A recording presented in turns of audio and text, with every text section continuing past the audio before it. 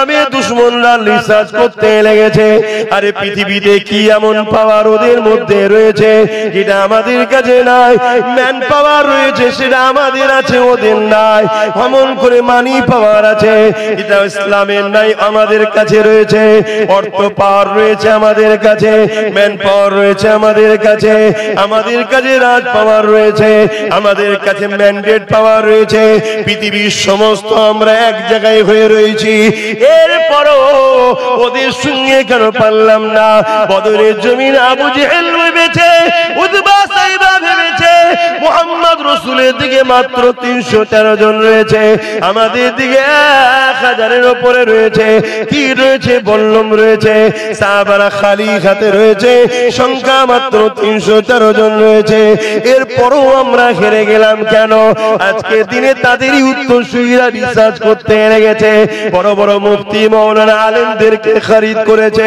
বলো বলো বলো, কি এমন পাওয়ারের জন্য তারা হেরে গেল? আর মুহাম্মদ রাসূলের সাহাবারা জিতে গেল।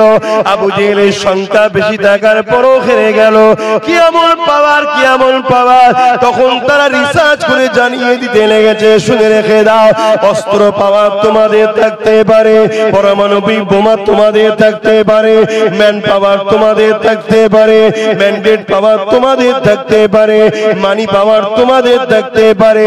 মুহাম্মদ আরবি সাল্লাল্লাহু আলাইহি ওয়াসাল্লামের গোলামদের সিনাতে একটা পাওয়ার আছে, যে পাওয়ারটার নাম হলো ঈমানের পাওয়ার।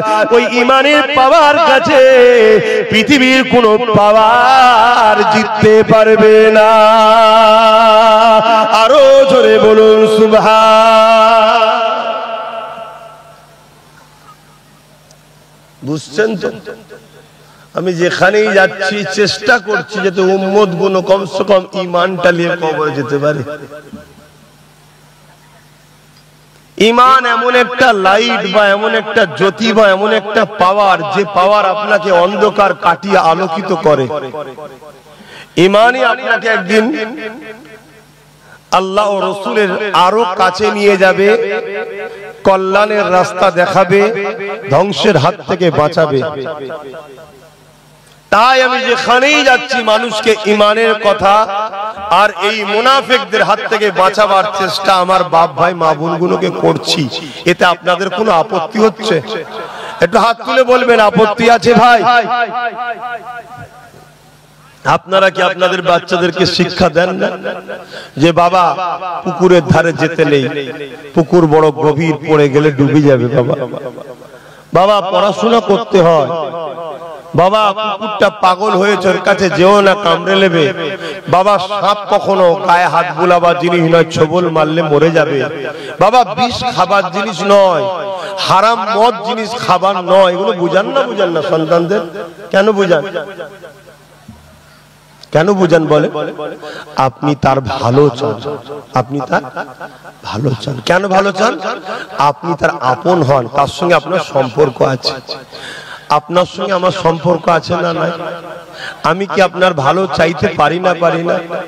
হতে পারে আপনি আমার আব্বা সমতুল্য, আমার দাদু সমতুল্য, আমার মা সমতুল্য, আমার দাদি সমতুল্য, ভাই সমতুল্য, বোন সমতুল্য, কিন্তু আপনাদের দোয়াতেই তো আল্লাহ আমাকে একটু হলেও এলেম দিয়েছে। এলেম থেকে আমি কি আপনাদেরকে ভালো রাস্তা দেখাতে পারি না? যে এগুলো করবেন না, এসব মুনাফিকদের পাল্লায় পড়বেন না, ঈমান চলে যাবে আখেরি জমানা। কি গো বলা দরকার আছে না? না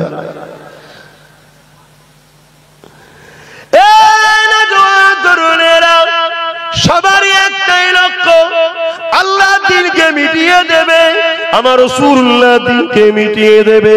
কিন্তু যুগে যুগে যুগে তারা চেষ্টা করে ফেলুয়ার হয়ে গেছে। রাজ ক্ষমতা ইসলামের দুশমনদের দিকে ছিল, ম্যান পাওয়ার ইসলামের দুশমনদের দিকে ছিল, মানি পাওয়ার ইসলামের দুশমনদের দিকে ছিল, ম্যান্ডেট পাওয়ার ইসলামের দুশমনদের দিকে ছিল। এরপরও তারা যুগে যুগে যুগে যুগে পরাজিত হয়ে গেছে। কোন পাওয়ারের কাছে তারা হেরেছে? তারা রিসার্চ করে দেখে নিয়েছে ওই যে উম্মতে মুহাম্মাদির অন্তরে সবুজ গম্বুজওয়ালার যে প্রেম ভালোবাসা আদব রয়েছে, ওই প্রেম ভালোবাসার কাছে এদেরকে কখনো পরাজিত করা যায় না। এই জন্যই তারা কোটি কোটি টাকা খরচ করে নতুন নতুন মুফতি মাওলানা বক্তাদের দ্বারা বিভিন্ন ভাবে টুকরো টুকরো করতে লেগেছে ইসলামকে। কেউ মাওলানা সেজে, কেউ মুফতি সেজে, কেউ বক্তা সেজে এসে আপনাকে বিভিন্ন কথা বলে, সব বিষয় বলবে, নামাজের বেলায় বলবে, রোজার বেলায় বলবে, হজের বেলায় বলবে, কিন্তু অন্যায়ের বিরুদ্ধে বলবে না। শুধু নাই নাই করো, নাই নাই করো। অথচ আল্লাহ কোরআনে বলে দিলে কুনতুম খায়রা উম্মাতিন উখরিজাত লিন-নাসি তা'মুরুনা বিল মারুফ ওয়া তানহাউনা আনিল মুনকার। ইসলামের দুটো সাইড আছে, একটা সাইড হলো অন্যায়ের বিরুদ্ধে সংগ্রাম করা, দ্বিতীয় সাইড হলো নিজেকে ন্যায়ের রাস্তায় পরিচালনা করা। তারা শুধু নাই কথা বলবে, অন্যায়ের বিরুদ্ধে বলবে না। চোখের সামনে জালিম শাসকরা ইসলামের বিরুদ্ধে কাজ করবে, কোরআনের বিরুদ্ধে কাজ করবে, আল্লাহ দ্বীনের বিরোধী কাজ করবে, সমাজকে মাতাল বানাবার চেষ্টা করবে, জুয়াখোর বানাবার চেষ্টা করবে, যাত্রা ফাংশন থিয়েটার চেনা ব্যভিচারী ভরে যেতে লেগেছে। এইগুলো সব দেখবে, এর বিরুদ্ধে কখনো কথা বলবে না। শুধু তারা ভালো কাজ করে যা বলবে, অন্যায়ের বিরুদ্ধে কখনো বলবে না। এই একটা হলো নমুনা। দ্বিতীয় সব থেকে বড় নমুনা হলো তারা নামাজ, রোজা, দাড়ি, টুপিলে ঘন্টা ঘন্টা ওয়াজ করবে, কিন্তু আমার নবীর শান মর্যাদা মাকামে সুসন্নার আল্লাহ আমার নবীকে রুতবা দিয়েছে, ওই শান মর্যাদার আলোচনা উম্মতকে শোনাতে চাইবে না।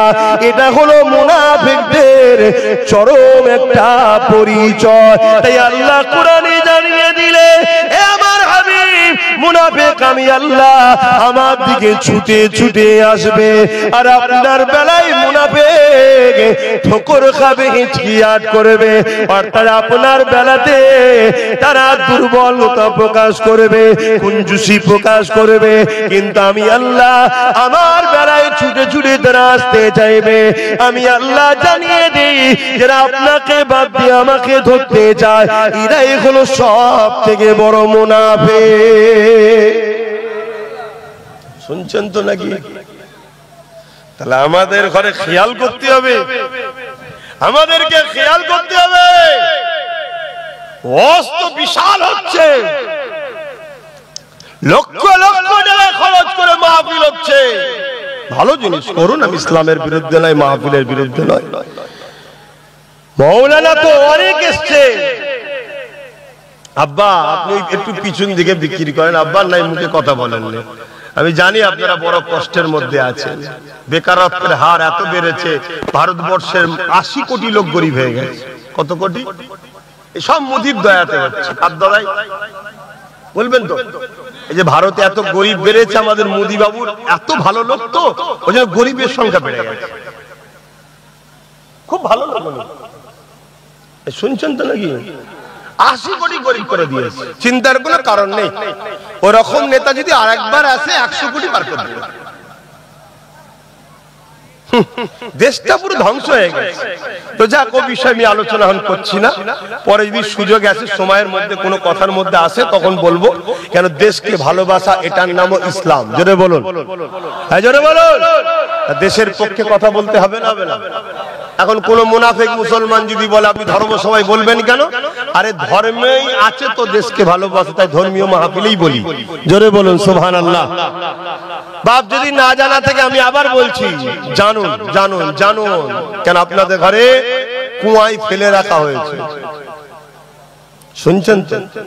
কয়েকটা ছেলে একটু তেড়ে ফিরে যদিও বা উঠতে চাইছে, একটু সাগর দেখবো, কুয়ায় কি সব ধরে ঠ্যাং ধরে টানছে, যাসনি যাসনি যাসনি যাসনি, ডুবে যাবি ডুবে যাবি, যাসনি ডুবে যাবি। কথা কিছু বুঝছেন?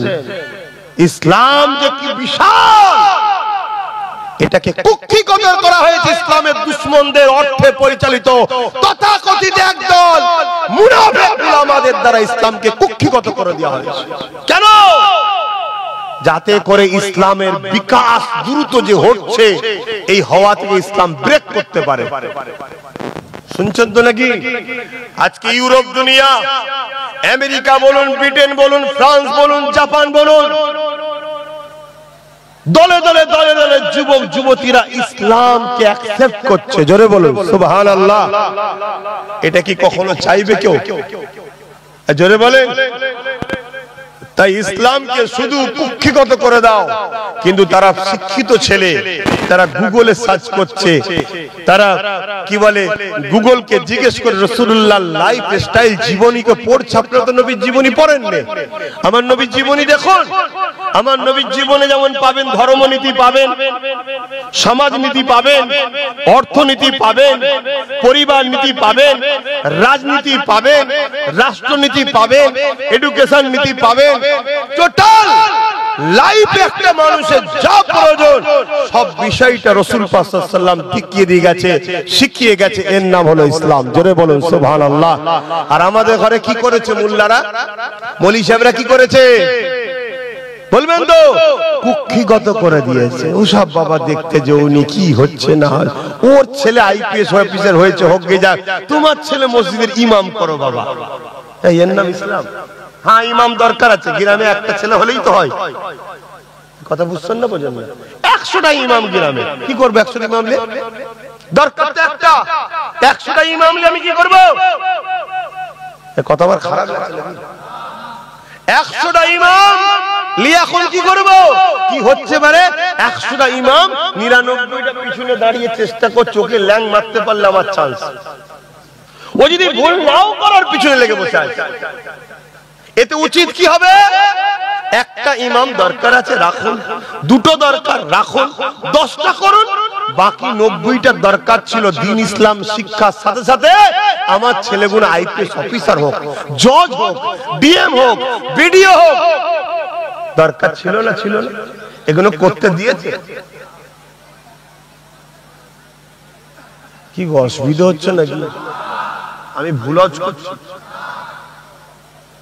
আমি ফজরের নামাজ পড়ে বেরিয়েছি ভাই, আমি সেই ক্যানিং এ গেছিলাম, তালদিনা কি বলে ওখানে 10টায় যে মাইক ধরেছি 12টা পর্যন্ত, চারটাতে বেশি যায়, কম বেশি এসে আপনাদের এখানে এসে হাজির হয়েছি। জোহরের নামাজ এখানে পড়লাম, ভাঙরে আসি আর উঠে পড়ি। আজকে কিন্তু আল্লাহ ডাল ভাত জুটিয়েছে কপালে। কথা বুঝলেন? আমি বলেই দিয়েছিলাম ওটা আলু ভাত করতে বলবি। মান্য করে হুজুর মানে খুব ভালো খাই, হুজুর মানে খাবে না। হুজুর খেয়ে ফেললেই বিপদ, খেলেই হুজুরের তখন হুজুর আর লড়তে পারবে না। লড়াই করবে কি করে? এখন তো লড়াই করার সময়, ঠিক না বেটি? হ্যাঁ, আমি নিজে স্পেশাল করে বলে দিয়েছি, একটু পেঁয়াজ, একটু 2-4টে রসুন। খেয়েছেন কখনো রসুন পেঁয়াজ দিয়ে আলু ভর্তা করে? ইগো মুরব্বী আব্বা বলবেন তো, গায়ের ব্যথা মরবে, খাবে না? শুধু গোশ খেতে হবে, গোশ। যাকে একটুখানি ভাই ভাই আনন্দ করলাম। আমি কি বুঝাচ্ছি বুঝছেন তো আমার আব্বা জানেরা? একটু বোঝেন আমার বাপজান ভাইরা। আমাদেরকে শেষ করে দেওয়া হয়েছে, আর এই শেষ করার পিছনে 100-র মধ্যে 90% যারা মেন দোষী তারা হলো তথাকথিত উলামা, বক্তা সেজে মুনাফিক, যারা আমাদেরকে এই জায়গায় পৌঁছে দিয়েছে। এখন কি করতে পারে? এখন এবার আমাদের ঈমানটাকে চুরি করতে লেগেছে, ঈমান চুরি করতে লেগেছে। আল্লাহ নবীর শানে যদি কেউ যারা পরিমাণ গুস্তাখিমূলক কথা বলে,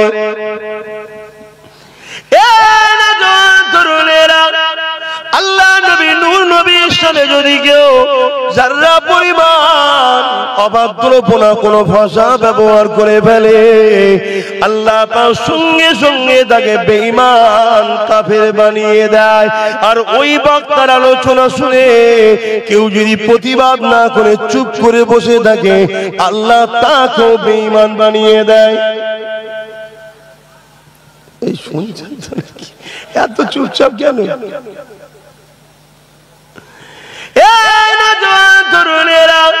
আমি বলবো উলামা উলামাদেরকে ভালোবাসেন, উলামাদেরকে প্রিয়ার করেন। কেন? উলামারা হলো আমার নবী পাকের ওয়ারিস। আল উলামা ওয়ারাসাতুল আম্বিয়া। নবী জানিয়ে দিলেন আমি নবী তো চলে যাচ্ছে, দুনিয়া থেকে রওনা দিচ্ছি, আমার পরে দিনের খেদমত করবে আমার ওয়ারিস উলামারা। ইয়া রাসূলুল্লাহ হাবিবাল্লাহ, ওই উলামা কারা হবে? কারা আপনার ওয়ারিস হবে? যারা নবীর পক্ষে কথা বলবে, যারা মুখ খুললে উম্মতকে নবীর সঙ্গে জুড়ার চেষ্টা করবে, যারা মুখ খুললে জানের পওড়া করবে না, নবীর দুশমনদের বিরুদ্ধে সংগ্রামের হুঙ্কার দেবে, যারা মুখ খুললে জানের পওড়া করবে না, দাওয়াতের মায়া করবে না, হক কথা বলে যাবে, যারা মুখ খুললে কার আঘাত লাগবে ওটা দেখবে না, তারা আমার নবী পাকের পক্ষে কথা বলবে। এরাই হলো আল উলামা ওয়ারাসাতুল আম্বিয়া, যাদের উদ্দেশ্য থাকবে উম্মতের দিলের মধ্যে নবী পাকের প্রেম আদরকে ভরে দেওয়া, যাদের উদ্দেশ্য থাকবে উম্মতের সঙ্গে নবী পাকের সম্পর্কটাকে জুড়ে দেওয়া। এরা হলো উলামায়ে হাক্কানি, ইনারাই হলেন নবীর ওয়ারিস। ইনাদের শান মর্যাদা কত! যদি দুনিয়া জমিনে কেউ এই নবীর গোলাম উলামাদের সঙ্গে থেকে এক খানচাই পরে যদি খানাটাও খেয়ে থাকে, এ যুবক মন দিয়ে শোনো, মন দিয়ে শোনো, আমার নবীর পক্ষের উলামাদের সম্মান কত দেখো। দুনিয়ায় যদি 40 লিটারের যদি কেউ গুণ গায়, তার যদি আগে গাড়ি পিছনে গাড়ি বাতি থাকতে পারে, তার জন্য যদি পাহারাদার হতে পারে, ভিআইপি হতে পারে, তাহলে দোনোজানের সুলতানের পক্ষে যে বলবে তার সম্মান আছে না নাই? কথা বলছেন না কেন? আমরা দুনিয়ায় দেখছি না, দেখি না? চোরের হয়ে গুণ গাইলে তার কত ফ্যাসিলিটি। তাহলে আমার রাসূলুল্লাহর হয়ে যারা কথা বলবে, ওই সকল উলামাদের ফ্যাসিলিটি আল্লাহ দেবে না? দেবে না? হ্যাঁ, কত ফ্যাসিলিটি। শোনো, দুনিয়ার 40 লিডারদের সাথে থাকলে হয়তো একটু তোমার হাওয়া লাগতে পারে, ওর যদি ফরচুনার থাকে তোমার হয়তো স্করপিও হয়ে যাবে। শুনছেন না? শোনেন না? আবার কোন দিন তারাই ভেঙে দেবে। বুঝছেন না? বুঝলেন না? কেন? জানে ঝাড়া জিনিস ভাঙলে অসুবিধাও নেই। কিন্তু আমার নবীর পক্ষে যারা কথা বলে, নবী পাকের পক্ষে যারা গোলামি করে, নবী পাকের ওয়ারিস যারা, দোনোজানের সুলতান আল্লাহ আমার নবীকে বানিয়েছে, আমার নবী পাকের পক্ষে যারা কথা বলবে, ইনাদের কত সম্মান। যুবকের একটু শোনো, একটা খাঞ্চা বিছানো আছে, একটা দস্তখান বিছানো আছে, ওই দস্তখানে নবীর গোলাম গোলামটা খানা খাচ্ছে, তুমিও যদি দস্তখানে বসে ওই নবীর গোলামের সঙ্গে খানা খেয়ে নিতে পারো, এ যুবক শুনে রেখে দাও, কাল কিয়ামতের ময়দানে এই একসাথে বসে খানা খাওয়া গুলো আল্লাহর জান্নাতে চলে যাবে। তাহলে তাকে যদি তুমি সাথ দাও, তার মাহফিলে যাও, তাকে পিয়ার করো, তাকে সহযোগিতা করো, তার কথাকে তুমি আগিয়ে নিয়ে যাও, তাকে যদি তুমি ঢাল হয়ে ঘিরে রাখো, তুমি যদি স্লোগান দিতে থাকো, এ দুনিয়ার জালিমেরা, এ নবীর দুশমনেরা, এ ইসলামের দুশমনেরা, এ মুনাফিক মুসলমানেরা, নবীর পক্ষে যারা কথা বলে, ওই উলামাদের পাশে আমরা রয়েছি। যদি কোনো উলামাদের গায়ে তোরা একবার হাত দি, কোনো উলামাদের বিরুদ্ধে তোরা একবার কথা বলি, তাহলে আমরা ছেড়ে দেব না, তোদের বিরুদ্ধে আমরা লড়াই করব। এ যুবকেরা, তরুণেরা, আজকে বেঈমান নেতার জন্য মুসলমান কথা বলে, জালিম নেতার জন্য মুসলমান কথা বলে, চোর বদমাইশ খুনি ডাকাত নেতার জন্য মুসলমান কথা বলে, ধর্ষণ নেতার জন্য মুসলমান কথা বলে। কিন্তু আমার নবী পাকের পক্ষে যে সকল উলামারা কথা বলে, ওই উলামাদের সঙ্গে যে সকল যুবকরা দাঁড়িয়ে গিয়ে বলবে, কোনো চিন্তা নাই, আমরা আপনাদের ঢাল হয়ে রয়েছে, আপনাদের পাশে আমরা দাঁড়িয়ে রয়েছি, আপনারা নবীর হয়ে সিনা খুলে কথা বলে যান, আপনারা নবীর দুশমন যারা, তাদের বিরুদ্ধে কথা বলে যান, নবীর পক্ষে হক কথা বলে যান। এই যুবকেরা শুনে রেখে দাও, যদি একখান চাই বসে খানা খেলে জান্নাতে যাওয়া যায়, তাহলে তারা কোথায় যাবে? কাল কিয়ামতের ময়দানে আল্লাহ আলেমে হাক্কানীদেরকে তাদেরকে বলবে তোমরা জান্নাতে চলে যাও, এখানে দাঁড়াতে হবে না। ওই সময় উলামায়ে হাক্কানীরা নবীর ওয়ারিসরা বলতে লাগবে, ও রাব্বি আল্লাহ পাক, দুনিয়া জমিনে যারা আমাদেরকে সাহায্য করেছিল, আমাদের পাশে দাঁড়িয়েছিল, যাদেরকে সাথে করে নিয়ে তোমার দ্বীনের ঝান্ডাকে তুলেছিল, যারা পাশে দাঁড়ানোর জন্য আল্লাহ চোরকে চোর বলতে পেরেছিল, মিথ্যাকে মিথ্যা বলতে পেরেছিল, সুদের বিরুদ্ধে বলতে পেরেছিল, ঘুষের বিরুদ্ধে বলতে পেরেছিল, তোমার নবীর দুশমনদের বিরুদ্ধে বলতে পেরেছিল, যে সকল মানুষগুলো আমাদের সাথ দিয়েছিল, আল্লাহ আজকে দিনে তাদেরকে আমাদের সাথে দেয়। আমার নবী পাক জানিয়ে দিলেন যে ওই সমস্ত আলেমে হাক্কানীদের ওসিলায়, উলামায়ে ওয়ারাসাতুল আম্বিয়াদের ওসিলায় আল্লাহ পাক দুনিয়ার ওই সকল মানুষগুলোকে কিয়ামতের দিনে জান্নাতি বানিয়ে দেবে। আরো জোরে বলুন সুবহান। বলো যুবকরা, বাপেরা, মায়েরা, বোনেরা, যারা নবীর হয়ে কথা বলে, হকের হয়ে কথা বলে, তাদেরকে ঘিরে রাখা তোমাদের দরকার আছে না নাই? কথা বলো। লাভটা কি হবে বুঝতে পারছো তো? পরকালে তাদের সঙ্গে থাকবে।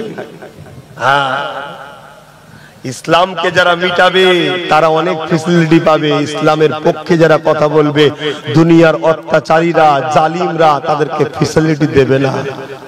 আর তারা ফ্যাসিলিটির মুখাপেক্ষীও নয়, তারা তোমাদের মুখের দিকে ওসিলা হয়ে একসাথে থেকে কথা বলতে চাই। তোমরা কি তাদের সাথ দেবে না? দেবে না?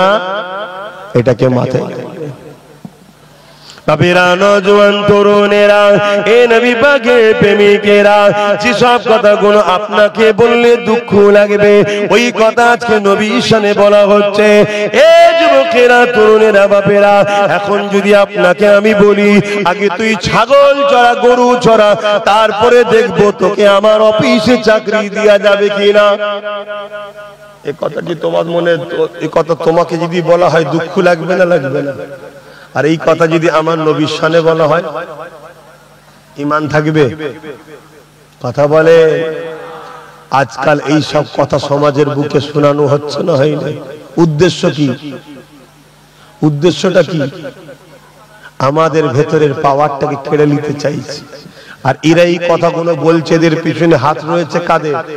জালিম শাসকদের। স্পষ্ট বলে যাচ্ছি, এদেরকে জালিম শাসকরা টাকা দেয়, এদেরকে জালিম শাসকরা ফ্যাসিলিটি দেয়। এরা জালিম শাসকদের প্রশাসনের পাওয়ার নিয়ে এত বড় বড় কথা বলে। এদের বিরুদ্ধে কেউ কিছু বললে আবার সেই নবীর গোলামটার উপরে এরা জালিম শাসকদের জুলুম করবে। শুনছেন না? শোনেননি? হ্যাঁ, আমার ব্যাপারটা একটু আলাদা ভাই। আল্লাহ আমাকে দাদা হুজুরের ঘরে জন্ম দিয়েছে এবং কামলিওয়ালা আমাকে বড় পছন্দ করেছে, হয়তো আমি সব ভয়টাই করি না। আর এরা এতটা ক্ষমতাও নাই আমার পিছনে লাগতে পারবে। শুনছেন তো নাকি? ইনশাআল্লাহ। তো যাই হোক, কিন্তু আমি আপনাদের বাঁচাবার জন্য বুঝাবো না, বুঝাবো না। হ্যাঁ, ধরুন কেউ কোন জায়গাতে এমন বললো আমার নবীর শানে যে আল্লাহ প্রথম নবীদের ঘরে গরু ছাগল চড়ায়, চড়িয়ে দেখে এরা গরু ছাগল চড়াতে পারে কিনা। যদি পারে তারপরে তাকে নবী করা হবে। শুনছেন? এটা কি আমার নবী আলাইহিস সালাম দেখো অপমান না? অপমান নয়। নবীদেরকে যারা অপমান করে, সে যদি মুফতি হয়, মাওলানা হয়, বক্তা হয়, হাজি হয়, গাজী হয়, ওরা ঈমান আছে। আর ওই বক্তব্যটা শুনে যারা যারা চুপ করে থাকবে তার ঈমান থাকবে। তা সমাজে যদি বেঈমান বেড়ে যায়, জালিমদের কাছে ইসলামকে যখন শেষ করবে আর বাঁচাতে পারবে? পলিসিটা বুঝতে পারছেন তো নাকি? এজন্য বলবো নবীকে ভালোবাসেন, নবীকে প্যার করেন। ঠিক তেমনই একদল মানুষ বলে বেড়ায় আল্লাহ নবী নাকি মেরাজ খবে খবে হয়েছে, আমার নবী পাক নাকি ঘুমিয়ে ঘুমিয়ে আল্লাহকে দেখেছে, আমার নবী পাক নাকি জান্নাত। বলুন নাউজুবিল্লাহ।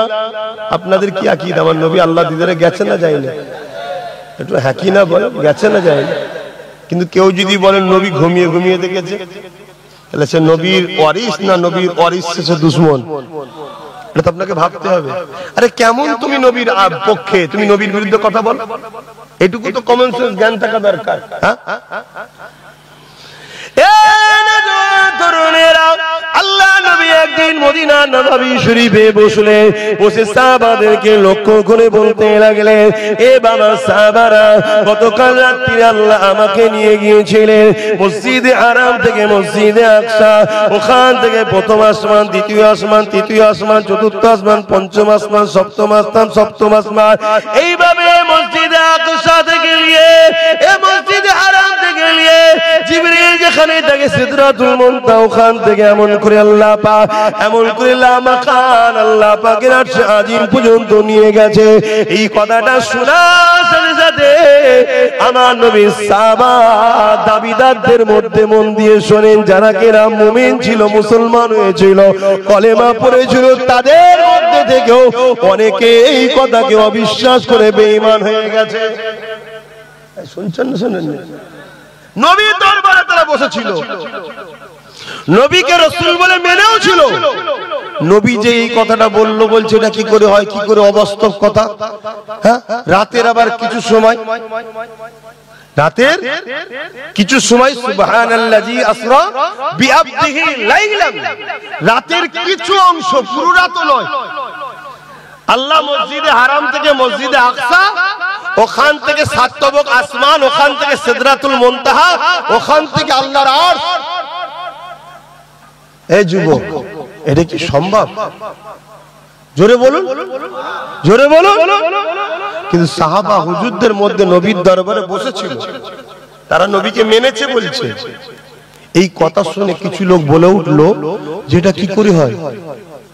এই সুযোগটাকে নিয়ে আবু জেহেল, উতবা, সাইবা তাদের সাথ দিল, দিয়ে তারা আবু জেহেল, উতবা, সাইবার দিকে চলে গেল। আবু জেহেল বলতে লাগলো, মুহাম্মদ সাল্লাল্লাহু আলাইহি ওয়াসাল্লাম, তোমার এই কথাকে কি আমি বাজারে ছড়াতে পারি? আল্লাহর নবী বললে, হ্যাঁ পারো। তা যতজন পেল রাসূলের পক্ষে ছিল, যারা তাদের নবী আবু জেহেল বার করলে চলে গেল, যারা অবিশ্বাস করলো। শুনছো কি বলছি? তা তোমার আমার ঘরের মোল্লা মলিচা পালাবে, বিশ্বাসের কি আছে? নবীর হাতে তৈরি করা সাহাবা দাবিদার সে বেরিয়ে চলে গেছে। অবাক হয়ে যাচ্ছ? আবু জেহেল তখন তারা মিটিং করছে, এক কাজ করো, এর কাছে না যে ডাইরেক্ট আবু বকরকে যে ধরতে হবে, কারণ উনি হলো রাসূলের সবথেকে বড় পিয়ারা, সবথেকে বড় আশিক। ওইটাকে যদি আমরা বুঝিয়ে কোন রকম ভাবে, যেমন তোমরা চলে আসছো, ওইটাকে সরিয়ে দিয়ে যাই নবীর থেকে, তাহলে সব কটাকে বুঝিয়ে দেবো। শুনছেন তো নাকি? আহা, দল বেঁধে গেছে। আমার রাসূলুল্লাহ দরবারে সিদ্দিক আকবর আসছে, দল বেঁধে গেছে। যে দাঁড় করিয়েছে রাস্তায়, কোথায় যাচ্ছ? আরে নবীর দরবারে যাচ্ছি। তখন আবু জেহেল বলছে, হ্যাঁ তোমার নবী। ফাটা কপালে আবু জেহেল বলছে, তোমার নবী? হ্যাঁ, আমার সিদ্দিক আকবরেরই নবী। জোরে বলুন সুবহানাল্লাহ। হ্যাঁ, আমি জানি আমার নবী সবার নবী। জোরে বলুন সুবহানাল্লাহ। তিনি বলছে, রাতের কিছু অংশে নাকি মসজিদে হারাম থেকে মসজিদে আকসায় গেছে, ওখান থেকে ফিরে এসেছে, বাকিটা শোনাই নেই। মানে কম বক্তাদের কাছে এইটুকুই বিরাট ব্যাপার, যেটা কয়েক সপ্তাহ বা মাসের রাস্তা, রাতের কিছু অংশে মোহাম্মদ রাসূল ঘুরে আসে কি করে। কিন্তু আল্লাহ কি বলছে? সুবহানাল্লাযী, যিনি নিয়ে গেছেন তিনি কে? যিনি সমস্ত দুর্বল কমজোরি থেকে পবিত্র, তিনি হলেন আল্লাহ। জোরে বলুন সুবহানাল্লাহ। আল্লাহ বলছে, হাবিব, এই ব্যাপারটা নিয়ে আপনি বলবেন না যে আপনি গেছেন, আমি আল্লাহ বলছি আমি নিয়ে গেছি। কারো যদি সন্দেহ হয়, আপনার উপরে নয় আমার উপরে তার সন্দেহ হবে। শুনছেন তো নাকি? তা আবু জেহেল বলছে আর সিদ্দিক আকবরকে কি, যে তোমার নবী নাকি রাতের কিছু অংশে মসজিদে হারাম থেকে মসজিদে আকসা পর্যন্ত গেছে, আবার চলে এসছে। বাকি যে নবী আরো শুনিয়েছিল ওটা বলেন। হায় হায় হায় হায়, কুরবান যাক সিদ্দিক আকবরের কদমে আব্বাস সিদ্দিকীর জানমাল। হ্যাঁ, আমি তিনার ঘরের ছেলে হতেই পেরেছি, জন্ম দিয়েছে আল্লাহ, তিনার ঘরে আমার পাঠিয়েছে, কিন্তু আমার সিদ্দিক আকবরের জুতোর ধুলো হতে পারি না। ওহ, কি ঈমান তিনার ছিল আমার নবীর উপরে। সিদ্দিক আকবরের কথা শুনে মুচকে এসে বলছে, আমার নবী বলেছে? বলছে হ্যাঁ বলেছে। আমার সিদ্দিক আকবর কি উত্তর দিচ্ছে? আমার নবী যদি বলে থাকে ঠিক বলেছে, তবে শোনো